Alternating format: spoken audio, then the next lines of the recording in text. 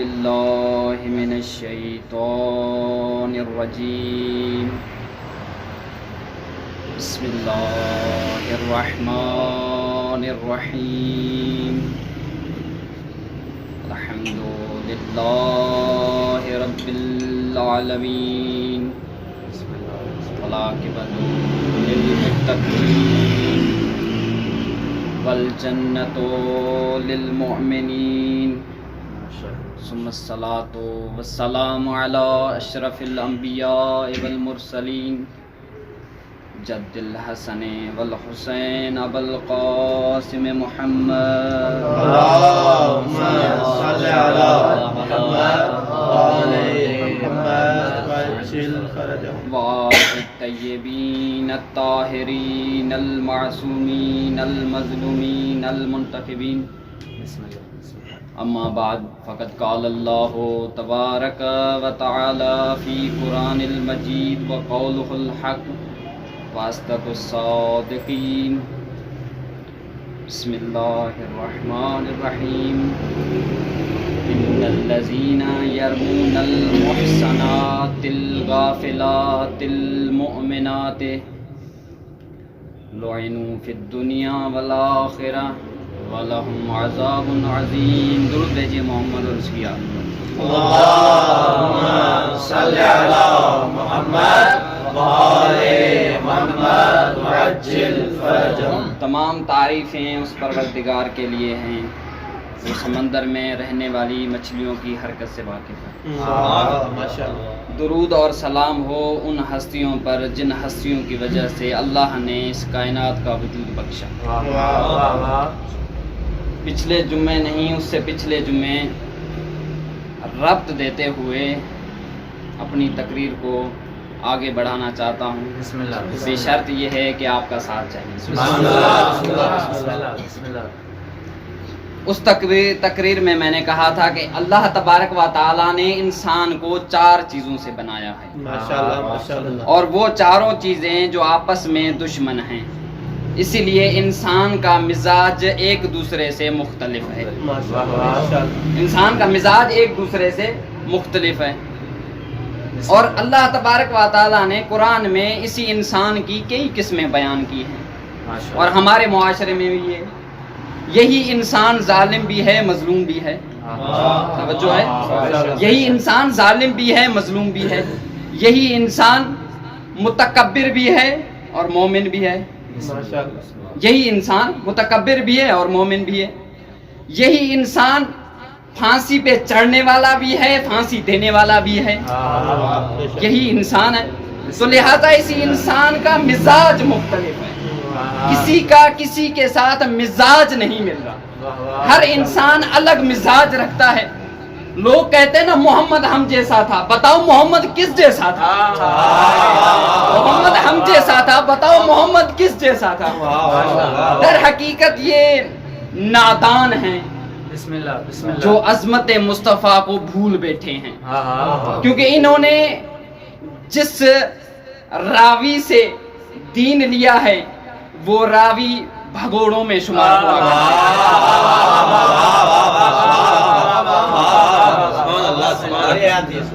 اسلام کا جو ظاہری دشمن تھا نا اس سے رسول اللہ کو کوئی خطرہ نہیں تھا.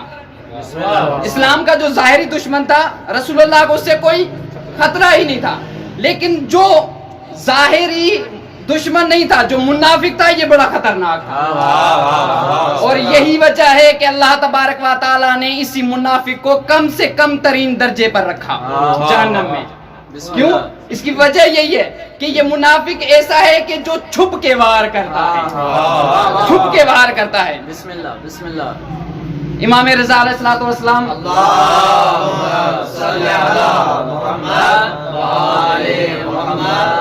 اپنے محبان اپنے شیعوں کے ساتھ بیٹھے ہوئے تھے. امام فرمانے لگے کہ آپ لوگوں کو پتہ ہے جناب ماریہ کا واقعہ. جناب ماریہ کا واقعہ. یہ واقعہ بیان کر کے منافقوں کو آشکار کرنا چاہتا ہوں. بسم اللہ. اور منافقوں کو اگر کسی نے آشکار کیا ہے نا وہ صرف سیدہ کی ذات ہے. وہ صرف سیدہ کی ذات ہے جس نے منافقوں کو آشکار کیا ہے. تو امام فرماتے ہیں جناب ماریہ کا قصہ آپ لوگوں نے سنا ہوا ہے. کہنے لگے یہ اپنا رسول اللہ سنا تو ہوا ہے لیکن آپ ہم سے بہتر بیان کر سکتے ہیں، لہذا آپ بیان کیجئے۔ تو امام رضا علیہ السلام فرماتے ہیں کہ جناب ماریہ کو ہدیے کے طور پر بادشاہ روم نے پیغمبر اسلام کی طرف بھیجا تھا، ہدیے کے طور پر، اور اس کے ساتھ اس کا غلام جس کا نام جریح تھا۔ ان دونوں کو بادشاہ روم نے بھیجا تھا پیغمبر اسلام کے پاس ہدیے کے طور پر۔ اور یہ جو جناب ماریہ تھی نا، یہ جناب ماریہ پیغمبر اسلام کے صفات سے آشنا تھی، پیغمبر اسلام کے صفات سے آشنا تھی۔ تو یہ جناب ماریہ جو تھی سب سے زیادہ اگر رسول جس کو چاہتے تھے نا وہ جناب ماریہ تھی، بعد جناب خدیجہ الکبریٰ کے بعد۔ تو کچھ ازدواج تھی جو جلا کرتی تھی، کچھ ازدواج تھی جو جلا کرتی تھی، لہٰذا انہوں نے اپنے والدین سے کہا، سمجھ رہے ہیں نا والدین، انہوں نے اپنے دو بزرگوں سے کہا کہ اس کا رہنا ہمیں برداشت نہیں ہو رہا، لہذا کچھ ایسا کیجئے کہ یہ اللہ کے رسول کی نظر میں گر جائے، کچھ ایسا کیجئے جو اللہ کے رسول کی نظر میں یہ گر جائیں۔ مولا کائنات اور پیغمبر اسلام مسجد نبوی میں تشریف فرما تھے کہ یہ دونوں بھگوڑے عہد کے بھاگتے بھاگتے پیغمبر اسلام کی بارگاہ میں پہنچے۔ کہا یا رسول اللہ، تو بنعوذ باللہ جناب ماریہ اور اس کے غلام جریح کو ہم نے دیکھا ہے، جریح کو ہم نے دیکھا ہے، اور وہ ایسی گفتگو فرما رہے تھے آپس میں جو عموماً میاں بیوی کیا کرتے ہیں، عموماً میاں بیوی کرتے ہیں، اور ایسی گفتگو وہاں پر کر رہے تھے، ہم نے اپنی آنکھوں سے ان دونوں کو دیکھا ہے۔ امام رضا فرماتے ہیں پیغمبر اسلام کا چہرہ متغیر ہو گیا، پیغمبر اسلام کا چہرہ متغیر ہو گیا۔ وہاں پر ہی حکم دیا ابوالحسن جاؤ ذوالفقار لے کے ان دونوں کو قتل کر دو، لفظ یہی کہے کہ جاؤ ان دونوں کو قتل کر دو۔ مولا کائنات اپنی جگہ سے اٹھے، جب پیغمبر اسلام کے سامنے آئے تو کہا یا رسول اللہ کیا ان کو واقع نہیں قتل کر دوں، کیا ان کو واقع نہیں ڈائریکٹ قتل کر دوں یا جستجو کروں یا دیکھوں؟ تو پیغمبر اسلام نے کہا نہیں دیکھنا۔ مولا علی اٹھے، اور یہ تاریخ نے پہلی مرتبہ لکھا کہ مولا علی دروازے سے نہیں دیوار سے گئے، دروازے سے نہیں گئے تھے، دیوار سے گئے تھے۔ جیسے ہی جریح نے مولا کو ننگی تلوار کے ساتھ دیکھا تو بھاگنے لگا جریح بھاگ کر درخت پر چڑھ جاتا ہے، مولا اس کے پیچھے پیچھے جاتے ہیں۔ کیونکہ یہاں پر گھر ہے تو اس لیے میں اشاروں میں بات کرنا چاہتا ہوں، اشارے طور پر آپ سمجھ لیجئے گا۔ تو مولا نے اس جریح کو، اس غلام کو کہا کہ ایسا ایسا ہوا ہے اور میں کچھ دیکھنا چاہتا ہوں۔ تو مولا نے مشاہدہ کیا، مشاہدے کے بعد جریح کو کہا کہ درخت سے نیچے آ جائیں۔ تو جریح نے کہا یا ابن ابوالحسن کیا مجھے امان ہے کہ میں نیچے آ جاؤں؟ امام نے کہا ہاں امان ہے، نیچے آ جاؤ۔ یہ نیچے آیا، جریح نیچے آیا، ابوالحسن نے ہاتھ پکڑا، رسول کی بارگاہ میں لے کے گئے، رسول کی بارگاہ میں لے کے گئے، اور وہاں پر یہ ماجرا بیان کیا، کیونکہ میں کھل کے بیان نہیں کر سکتا، ماجرا وہاں پر بیان کیا۔ تو پیغمبر اسلام نے کہا اے جریح ان دونوں کو جا کے دکھاؤ، ان دونوں کو جا کے یہ جو علامات تمہیں جو جس چیز کا بہتان باندھ رہے تھے تمہارے اوپر، جا کے ان کو دکھاؤ۔ پیغمبر اسلام، امام رضا فرماتا ہے پیغمبر اسلام دیوار کی طرف کھڑے ہو گئے، دیوار کی طرف منہ کر لیا، اور جریح نے انہیں دکھایا جو بھی کچھ تھا، انہیں بتلایا۔ بتلانے کے بعد یہ دونوں پشیمان ہوئے، پشیمان ہونے کے بعد اللہ کے نبی سے کہنے لگے ہم سے بڑی خطا ہو گئی، ہم سے بڑی خطا ہو گئی ہے، کیونکہ ہم نے ایک مومنہ پر تہمت لگائی ہے، اور یاد رکھیے جو قاسم بیٹا تھا وہ اسی جناب ماریہ سے تھا، جو قاسم بیٹا تھا وہ اسی جناب ماریہ سے ہی تھا۔ تو کہنے لگے ہم نے تو بڑا بہتان لگا دیا، بڑی غلطی کر دی، یا رسول اللہ آپ ہمارے لیے اللہ سے توبہ کی استغفار کریں، توبہ طلب کریں۔ تو جب یہ انہوں نے کہا تو فوراً اللہ تبارک و تعالیٰ نے جبریل کو بھیجا، جبریل جاؤ پیغمبر اسلام سے کہو ان تستغفر لہم 70 مرتن، اے پیغمبر اگر تم 70 بار بھی استغفار کرو، اے پیغمبر تم اگر 70 بار بھی استغفار کرو، وَلَن يَغْفِرَ اللَّهُ لَهُمْ، اللہ کبھی ان کو معاف نہیں کرے گا۔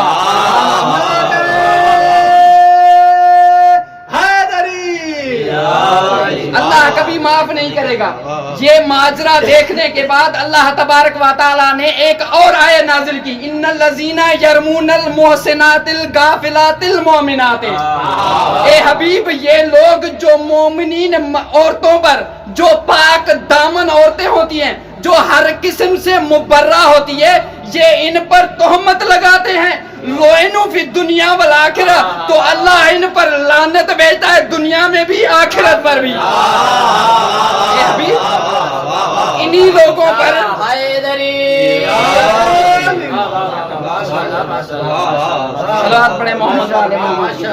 اللہم صلی علی محمد وعلی محمد وعجل فرج. اے حبیب اللہ ان پر لعنت بھیجتا ہے. لعنوا فی الدنیا, دنیا میں بھی, والآخرہ, آخرت میں بھی. یہاں پر آیے کریمہ ختم نہیں ہوئی, کہا وَلَهُمْ عَذَابٌ عَظِيمٌ. ہم نے ان کے لیے عذاب عظیم تیار کر رکھا ہے.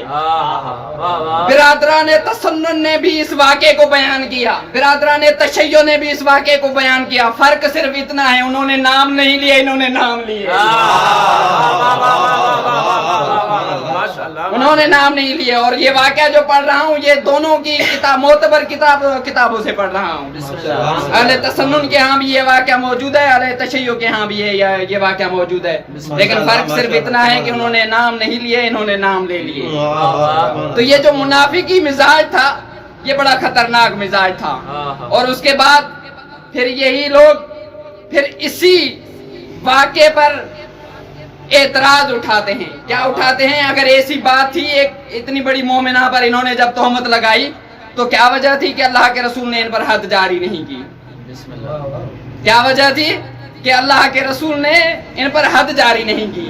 تو ان کا بھی جواب ہم یوں دے دیتے ہیں کہ اللہ تبارک و تعالیٰ کے رسول خالد بن ولید کو جب بھیجا تھا تبلیغ کرنے کے لیے, جب پیغام دے کے بھیجا تھا, ایک مخصوص قبیلہ تھا جس کا نام میں بھول گیا ہوں, بنی مسلح.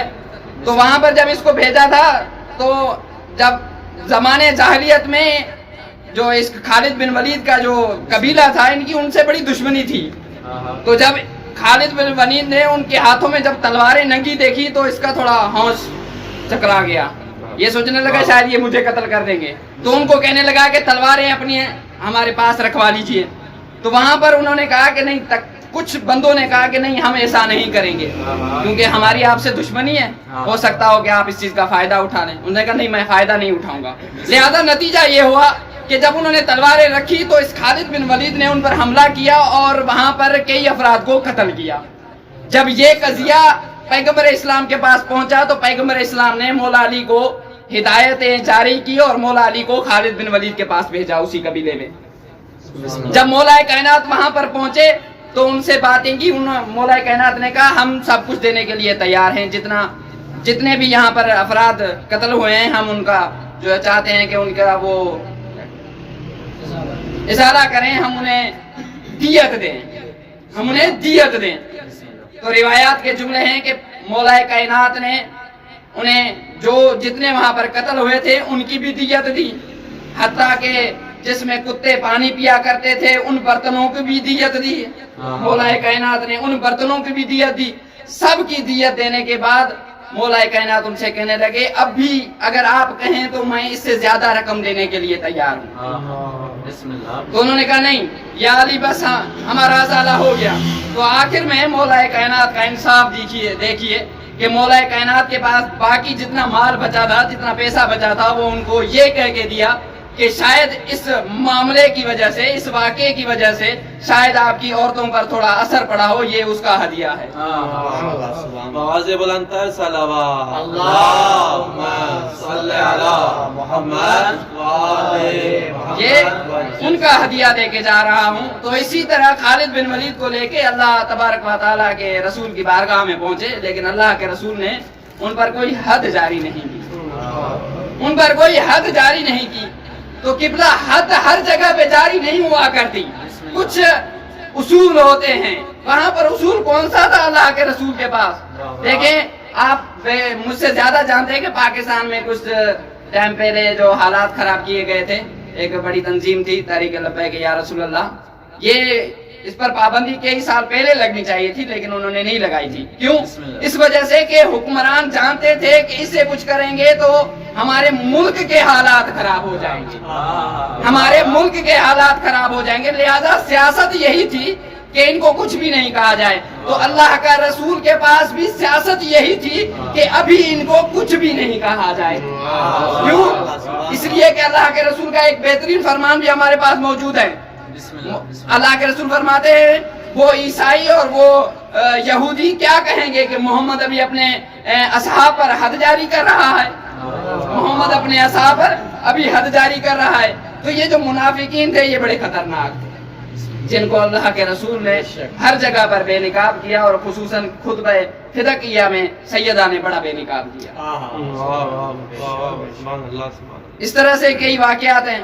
ابو سفیان سے کوئی اللہ کے رسول نے قصاص لیا تھا، ہندا سے کوئی قصاص لیا تھا جس نے رسول کے چچا کا کلیجہ چبایا تھا. تو قصاص وہاں پر بھی نہیں لیا تھا، کچھ جگہوں پر اللہ کے رسول نے قصاص نہیں دیا.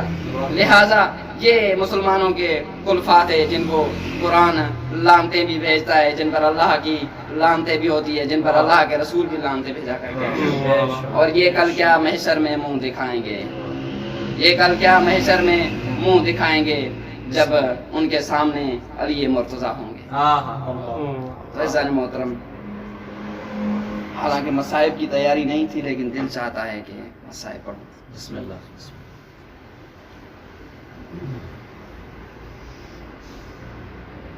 مولا کائنات نے اپنے بھائی عقیل کو کہا تھا کہ عقیل مجھے ایسے خاندان سے شادی کرنی ہے جس سے ایک میرا بچہ پیدا ہو، جس سے ایک میرا بیٹا پیدا ہو جو میرے حسین پر کربلا میں قربان ہو.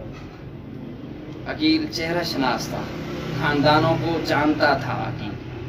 تو عقیل نے ام البنین کے خاندان کو سلیکٹ کیا اور وہاں سے جناب فاطمہ بنت مزاحم جو کہ ام البنین کے نام سے مشہور ہیں، ان سے ازدواج کرایا. مولا عباس کی. مولا عباس بڑے بہادر انسان تھے، مولا عباس بڑے دلیر انسان تھے. جب مولا عباس جب اجازت جنگ کی مانگنے کے لیے گئے تھے نا کہ آقا مجھے جنگ کی اجازت دے دیجئے، تو مولا حسین کہنے لگے اے عباس تم میری فوج کے سالار ہو، اے عباس تم میری فوج کے سالار ہو. مولا کبھی بائیں دیکھتے ہیں کبھی دائیں دیکھتے ہیں، کہتے ہیں آقا وہ فوج ہی کہاں جس کا میں سالار ہوں، آقا وہ فوج ہی کہاں جس کا میں سالار ہوں. ہاں عزیزان محترم، شاید حسین ابن علی یہ دل میں سوچ رہے ہو عباس آپ کے جانے کے بعد میری کمر ٹوٹ جائے گی، عباس تیرے جانے کے بعد زینب کی رضا چھین جائے گی، عباس تیرے جانے کے بعد سکینہ کو تماچے لگیں گے، عباس تیرے جانے کے بعد میرے صابر بیٹے سید سجاد کو قید کر لیا جائے گا. عباس تم سکینہ کی آس ہو، عباس تم ام کلثوم کا غرور ہو، عباس تم زینب کا سہارا ہو. اے عباس تم میدان میں چلے گئے، میری ساری خدائی میدان میں چلی جائے گی. آزادران مظلوم کرب و بلا، بس اجازت ملی مختصر کروں. جب مولا عباس علیہ السلام نہر فرات پہ پہنچے ہیں، پانی بھرا، جب باہر نکلتے ہیں تو ظالموں نے حملہ کیا. حملے کے نتیجے میں مولا عباس زمین پر آتے ہیں. زیارت ناحیہ میں امام زمانہ جملے فرماتے ہیں میرا سلام ہو اس پر جو زمین پر آئے بازو سلامت نہیں تھے. اجرکم اللہ. آزاداران مظلوم کرب و بلا جیسے ہی زمین پر آئے آواز دی آقا میری مدد کو آ جائیے. آزاداران مظلوم کرب و بلا بس امام حسین مولا غازی عباس کی مدد کے لیے پہنچے. آخری ایک وجہ مصائب کا جملہ کہوں کہ مولا عباس نے آخر کیا وجہ تھی کہ امام حسین نے یہ جنازہ نہیں اٹھایا. آزادارو شاید اس کی کئی وجوہات ہو سکتی ہیں. ان میں سے ایک یہ ہے کہ خود مولا عباس نے منع کیا تھا کہ آقا میرے جنازے کو ادھر ہی رہنے دیجئے گا. مولا ایسا کیوں کہہ رہے ہیں؟ آزادارو اس لیے مولا کہہ رہے ہیں، مولا فرماتے ہوں گے جس نے 18 سال کے اپنے بیٹے کی ایک لاش نہیں اٹھایا وہ 32 سال کا کڑیل جوان کیسے اٹھائے گا.